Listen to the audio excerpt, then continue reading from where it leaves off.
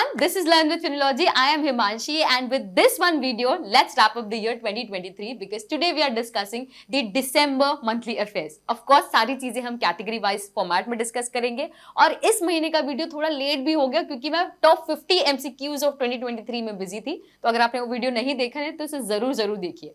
और आपको पता है हमारा ड्रिल क्या होता है, इस वीडियो के बाद आपको लाइव सेशन के लिंक पे जाना होता है, उस पे नोटिफाई मी बटन ऑन करना होता है ताकि सैटरडे को दैट इज 6 जनवरी को आप और मैं मिले for an interactive live session. तो बिना कुछ और बात किए सीधा इस वीडियो को शुरू करते हैं हमारी पहली कैटेगरी अपॉइंटमेंट्स के साथ and with the first post that is of chairperson and independent director of Swiggy that is Anand Kripalu. Chief minister 4 states के अपॉइंट हुए हैं, तेलंगाना, मिजोरम, मध्य प्रदेश एंड छत्तीसगढ़। इंटरनेशनली देखिए तो prime minister of Poland is Donald Tusk, president of Egypt is Abdel Fattah al Sisi जिन्हें तीसरी term के लिए appoint किया गया, and the president of Madagascar that is mister Andre. Then the chairman of Bombay stock exchange is Pramod Agarwal. फिर wrestling federation of India जो कि इस वक्त काफी ज्यादा न्यूज में रही है, जो हम नेशनल न्यूज में देखेंगे, उसके चेयरमैन अपॉइंट हुए हैं एड हॉक बेसिस में Bhupinder Singh Bajwa. And then lastly the director general of CISF, ITBP and CRPF सभी को अपॉइंट किया गया है, जिनमें से नीना सिंह पहली वुमेन डायरेक्टर जनरल है CISF की। तो शुरू करते हैं नेशनल न्यूज के साथ। सबसे पहले मैं आपको बताऊं क्रिटिकल मिनरल्स के बारे में। इसका पहली बार ऑप्शन किया जा रहा है। क्रिटिकल मिनरल्स वो मिनरल्स होते हैं जैसे कॉपर, लिथियम, जो आज की जनरेशन के लिए बहुत जरूरी है, क्लीन टेक्नोलॉजीज के लिए, डेवलपमेंट के लिए या डिजिटल वर्ल्ड के लिए बेसिकली, इसलिए इन्हें क्रिटिकल मिनरल्स कहा जा रहा है। अब पहली बार इसका ऑप्शन किया जा रहा है, इसके लिए MMDR एक्ट ऑफ 1957 को अमेंड किया गया है और इसमें जो पिछले साल हमने जम्मू कश्मीर के लिथियम रिजर्व्स की बात की थी उसका भी ऑप्शन होने वाला है। दूसरी बात हम करते हैं कोचिन शिपयार्ड के द्वारा बनाई जाने वाली 8 एंटी सबमरीन वॉरफेयर क्राफ्ट के बारे में। तो इनमें से अब 3 को इंडा कर लिया गया है, जो कि है माहे, मालवान और मैंग्रोल। अब जैसे पिछले साल हम कलवरी, खांदेरी, करंज इन शिप्स का नाम याद रखते हैं, उसी तरह आपको इस शिप का नाम याद रखना है और ये रिप्लेस करने वाली है अभय क्लास कॉर्वेट्स को। Next moving on to the north east area. हमने पिछले साल बहुत सारी न्यूज सुनी है कि यहाँ पे वायलेंस चल रहा है और इसी को खत्म करते हुए अभी रिसेंटली एक ट्राइपार्टाइट अग्रीमेंट साइन किया गया है union government that is central government के द्वारा, दी मणिपुर गवर्नमेंट एंड UNLF, ये जो एक लिबरेशन फ्रंट है जो यहाँ पर एक आर्म फोर्स की तरह काम करती थी मणिपुर की वैली में, उन सब ने मिलकर एक अग्रीमेंट साइन किया है कि हम नॉर्थ ईस्ट में और स्पेसिफिकली मणिपुर में पीस एस्टैब्लिश करेंगे। और इसी के तहत ये पहला ऐसा अग्रीमेंट है जिससे पिछले 60 साल से चलने वाली जो इनकी लड़ाई है वो यहाँ पर शांत हो रही है। तो ये काफी बड़ी बात है। फिर गजरात सिस्टम जो इंडियन रेलवेज के द्वारा इंस्टॉल किया गया, ये एक artificial intelligence based surveillance system है जो करीब 2700 किलोमीटर ट्रैक पर बिछाया जाएगा या लगाया जाएगा, जो आसाम, वेस्ट बंगाल जैसे कई स्टेट्स के लिए है, जिससे हम बेसिकली एलिफेंट डेथ को प्रिवेंट कर पाएंगे। फिर गवर्नमेंट ऑफ इंडिया ने एक मैंडेट लागू किया है जिससे कंप्रेस्ड बायोगैस को अब CNG और PNG के साथ अब मिलाया जाएगा, ब्लेंड किया जाएगा। अब बायो CNG क्या होता है? ये बेसिकली एक बायोमीथेन होता है, रिन्यूएबल गैस के या रिन्यूएबल वेस्ट के थ्रू बनाया जाता है, ऑर्गेनिक वेस्ट के थ्रू बनाया जाता है जैसे फूड वेस्ट, एग्रीकल्चर वेस्ट वगैरह। अब इससे जब हम CNG या पाइप नेचुरल गैस में मिलाते हैं तो इससे हमारा काफी सारा फायदा होता है, नेचर का भी और हमारे पैसों का भी, क्योंकि जब हम सिर्फ 5% बायोगैस को ब्लेंड करेंगे तो इससे करीब 1.17 बिलियन का इंपोर्ट हम बचा पाएंगे।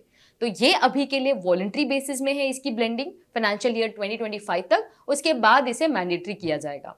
देन एक नई मरीन एम्फीफॉर्ड को डिस्कवर किया गया है चिल्का लेक में, जो कि ओडिशा में है। अब इस स्पीशी का नाम लेना थोड़ा मुश्किल है तो आप इसे देख सकते हैं स्क्रीन पर।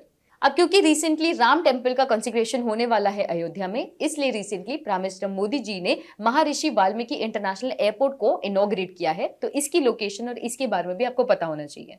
फिर दुनिया की पहली पोर्टेबल हॉस्पिटल अनवील की गई, आरोग्य मैत्री क्यूब, जो कि गुरुग्राम में है। And then lastly GI tags from Uttarakhand, जो इतने सारे रहे हैं सिर्फ इस एक महीने से। Then we have the international news and we are talking about the 28th Conference of Parties to the UNFCCC, that is the United Nations Framework Convention on Climate Change। ये बेसिकली जो क्लाइमेट चेंज हो रहा है, जो temperature rise हो रहा है, उससे रिलेटेड एक कन्वेंशन है और इस कन्वेंशन को और इससे रिलेटेड जो ऑब्जेक्टिव्स हैं उनको पूरा करने के लिए हर कुछ वक्त में कॉन्फ्रेंस ऑफ पार्टीज होती है, COP होती है। ठीक है, तो ये जो है इस बार जो हुई है दुबई में, ये थी 28 COP और इसके भी 4 मेजर ऑब्जेक्टिव्स थे, जैसे क्लाइमेट चेंज से रिलेटेड, सस्टेनेबिलिटी से रिलेटेड, जिससे रिलेटेड ये मीटिंग थी। Then the international exercise between India and Vietnam, जिसका नाम है VINBAX 2023। Then coming to the 8th wonder of the world, अब तक हम बचपन से आई थिंक पढ़ते आ रहे हैं कि 7 वंडर्स ऑफ द वर्ल्ड होते हैं। वो 7 वंडर्स कौन से हैं वो आप यहाँ पर स्क्रीन में एक बार देख सकते हैं, पर इसमें एक नया एडिशन हुआ है, ये है अंकोर वाट। ठीक है, इसे जो है बहुत ही इंपॉर्टेंट टेम्पल माना जाता है, वन ऑफ द मोस्ट पुराना ओल्डेस्ट टेम्पल माना जाता है। ये एक हिंदू टेम्पल है जो कंबोडिया में सिचुएटेड है। इसे किंग सूर्यवर्मन 2 के द्वारा बनाया गया था। खमेर डायनेस्टी से बिलोंग करते थे 12th सेंचुरी के दौरान, और उस वक्त बहुत ज्यादा शैविज्म का प्रचलन था, तो उसके अगेंस्ट जाके इन्होंने विष्णु भगवान के नाम पर इस मंदिर को बनाया था। तो ये काफी ज्यादा इंपॉर्टेंट है, इसे अब डिक्लेयर कर दिया गया है as the 8th wonder of the world. फिर चाइना ने रिसेंटली एक सैटेलाइट जॉइंटली डेवलप की है इजिप्ट के साथ, जिसका नाम थोड़ा अलग सा है, जिसे मिरसैट-2 या फिर एजी याओगान सम अदर नेम सैटेलाइट कहा जाता है, तो वो आप यहाँ पर देख सकते हैं। चाइना से रिलेटेड एक और न्यूज है कि इन्होंने world's first 4th generation nuclear reactor को रिसेंटली अनवील किया है, और ये काफी बड़ी बात है क्योंकि ये पहली बार ऐसा है, और इससे इनकी जो एनर्जी डेवलपमेंट है उसमें काफी ज्यादा, इवन कमर्शियल ऑपरेशंस में काफी ज्यादा बढ़ोतरी देखने मिलेगी। फिर the world's biggest experimental nuclear fusion reactor, world's biggest है ये, इसे इनॉग्रेट किया है जापान में। तो ये कहां पर हुआ है बहुत ज्यादा जरूरी है आपके लिए जानना, प्लस ये एक जॉइंट इनिशिएटिव है यूरोपियन यूनियन और जापान के बीच में। फिर बात करें इंडिया की पहली वुमेन रिसर्चर के बारे में, to operate a rover on Mars with NASA. आपको याद होगा कि नासा ने परसिवरेंस भेजा था टू मार्स, तो इसी को ऑपरेट करने वाली पहली इंडियन रिसर्चर बनी है डॉक्टर अक्षता कृष्णमूर्ति, जो वहां पे प्रिंसिपल इन्वेस्टिगेटर के रूप में काम करती है। फिर यूएन पीस कीपिंग मिशन जो है अब फाइनली ऑफिशियली एंड हो चुका है माली में। माली में बेसिकली यहाँ ये एक लैंडलॉक कंट्री है अफ्रीका की, जहां पर काफी वक्त से जनता यानी कि यहाँ पे जो आर्मी है उसका रूल था, और यूनाइटेड नेशंस यहाँ पे अपनी पीस कीपिंग फोर्स भेजकर यहाँ पर पीस लाना चाहते थे, लेकिन ये पूरी तरीके से काम नहीं हो पाया है, और अब 10 साल के बाद 300 पर्सनल कैजुअलिटीज के बाद अब इन्हें फाइनली यहाँ से निकाल दिया गया है। तो ये एक बहुत ही इंपॉर्टेंट डेवलपमेंट है।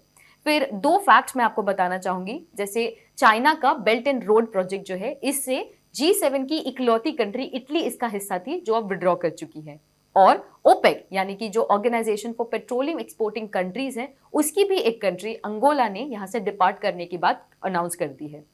देन चाइना की एक और न्यूज है कि इन्होंने deepest lab on the earth को लॉन्च किया है, and this marks a physics milestone, क्योंकि ऐसी operational deep ultrasound radiation background facility develop करना 2400 मीटर्स में, इतना नीचे, वो अपने आप में बहुत बड़ी बात है। तो इसका कंट्रीब्यूशन बेसिकली ग्लोबल रिसर्च में काम आएगा, डार्क मैटर के लिए काम आएगा, तो उसके लिए इसे बनाया गया है। And then lastly about land space, ये चाइना की एक कंपनी है जो पहली कंपनी बन चुकी है जिन्होंने सैटेलाइट्स को लॉन्च किया है यूजिंग अ रॉकेट फ्यूल जो मीथेन और लिक्विड ऑक्सीजन से बना हो। तो ये भी एक बहुत बड़ी बात है, इन्होंने इसके थ्रू Yuki-2Y3 को लॉन्च किया है। अब आगे बढ़ते हैं रिपोर्ट्स एंड इंडेक्सेस में। तो सबसे पहले है the world digital competitiveness index, जिसे रिलीज किया जाता है international institute for managing development के द्वारा। इस पर्टिकुलर इंस्टीट्यूट के द्वारा बहुत सारी और भी इंडेक्सेस रिलीज की जाती है। अब ये जो इंडेक्स है बेसिकली आपकी कंट्री कितनी रेडी है based on the knowledge, based on the future readiness, उसके बेसिस में रैंक किया जाता है। तो सबसे अच्छी डिजिटली कॉम्पिटिटिव जो कंट्री है वो है USA, and the worst one is Venezuela.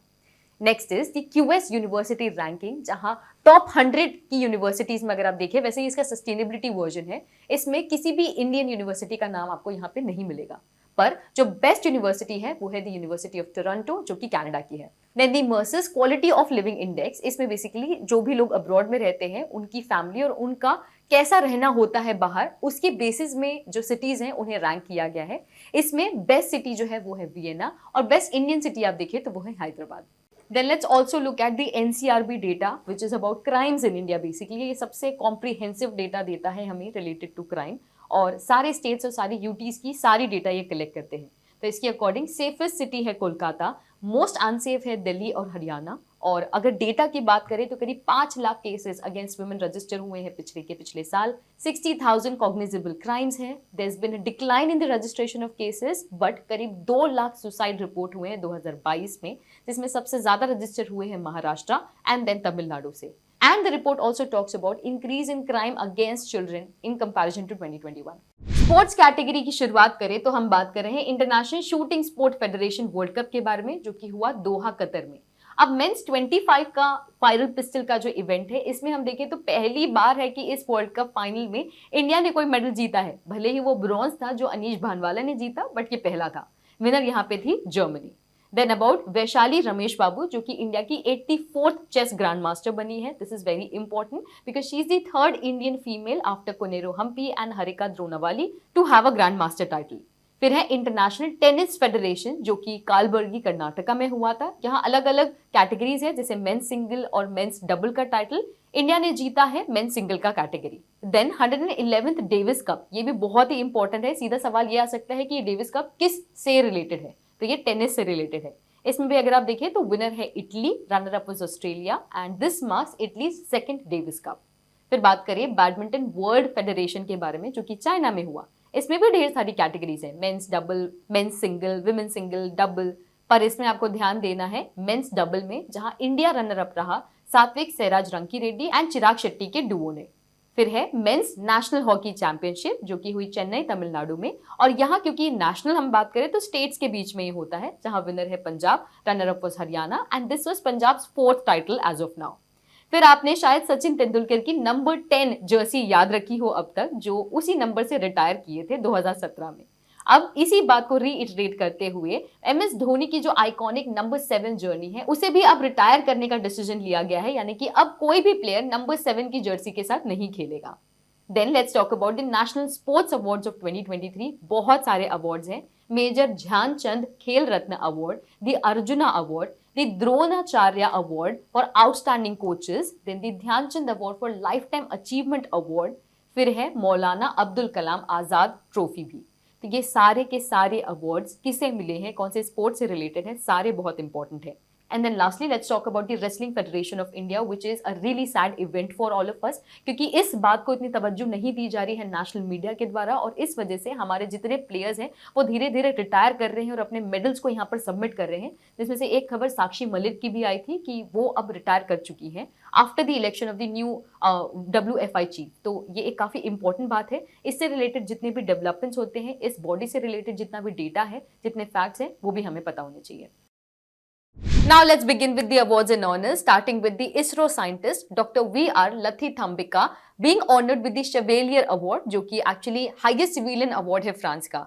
ये एक्चुअली दूसरी इंडियन इसरो साइंटिस्ट है जिन्हें ये अवार्ड दिया गया है, तो that's an important thing for all of us. Next let's move on to the वाइस प्राइज। ये जो वाइस प्राइज है, ये दिया जाता है bye her highness Sheikh Moza bin Nasser, the chairperson and the co founder of Qatar foundation. तो उनके द्वारा ये प्राइज दिया जाता है। और पहली इंडियन महिला टू विन अ वाइस prize for education is now Safeena Husain, जो कि फाउंडर है, बोर्ड मेंबर है एजुकेट गर्ल्स की। ये बेसिकली गर्ल्स के लिए काफी ज्यादा काम करते हैं, उनके एम्पावरमेंट के लिए। फिर है बुकर प्राइज, जो कि इस बार दी गई है आयरिश ऑथर पॉल लिंच को for his novel Prophet Song. ये हर बार दिए जाते हैं बुक्स को, नॉवेल्स को for fiction by writers of any nationality written in English and published in UK. फिर बात करें global laureate of UNHCR Nansen refugee awards के बारे में, तो इस अवार्ड का नाम एक्चुअली दिया गया है after the Norwegian scientist and polar explorer who was also the first high commissioner of refugees for the league of Nations. देखिए बहुत सारी इंफॉर्मेशन हो सकती है, पर जिनके नाम पर ये अवार्ड होते हैं कई बार हमें वो भी पता होना चाहिए।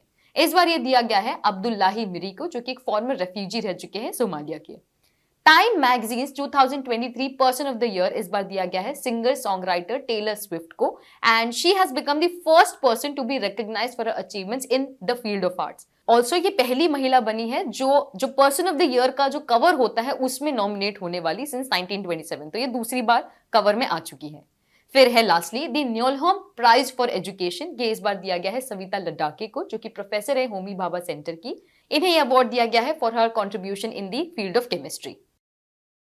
Then the last second category of books and authors, starting with the Resilient India, How Modi Transformed India's Disaster Management Paradigm. ये लिखी गई है ब्लू क्राफ्ट डिजिटल फाउंडेशन के द्वारा।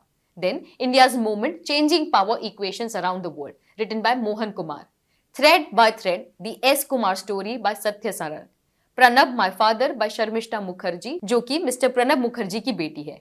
एंड देन लास्टली नए भारत का संवेदा, नरेंद्र मोदी जी के द्वारा लिखी गई उनकी स्पीचेस की compilation. And then we have the last category of important days. We have a lot of things यहाँ पर दिए गए. 1 दिसंबर जैसे कि वर्ल्ड एड्स डे आता है. फिर आप देखेंगे कि धीरे धीरे बहुत सारे और भी इंपॉर्टेंट डेज होते हैं. Indian navy day on 4th of December, the world soil day on 5th of December, then we have the international anti corruption day on 9th of December. फिर इसी तरह है 16th दिसंबर का विजय दिवस जो एम करता है to commemorate the sacrifices of Indian arm forces during the 1971 war against Pakistan.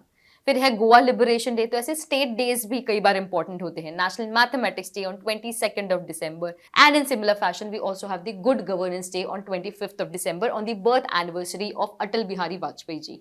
So with that, it's a wrap from the year 2023. Not just this video, but yes, we are concluding the year 2023. इसे और बेहतर तरीके से conclude करने के लिए आप again मेरे टॉप 50 MCQs का वीडियो जरूर देख सकते हैं जो आपकी किसी भी एग्जाम के लिए, कोई भी कॉम्पिटिटिव एग्जाम के लिए 100% महत्वपूर्ण होने वाला है. दोनों चीजों का लिंक मैं नीचे दे दूंगी. टॉप 50 MCQs का भी प्लस जो लाइव सेशन होने वाला है हमारा सैटरडे को उसका भी. आपको नोटिफाई मी बटन ऑन करना है और 6th of January 4 बजे मुझे ज्वाइन करना है for this interactive live session. So with that, let's conclude this year. Till then, keep learning and I shall see you in the next one.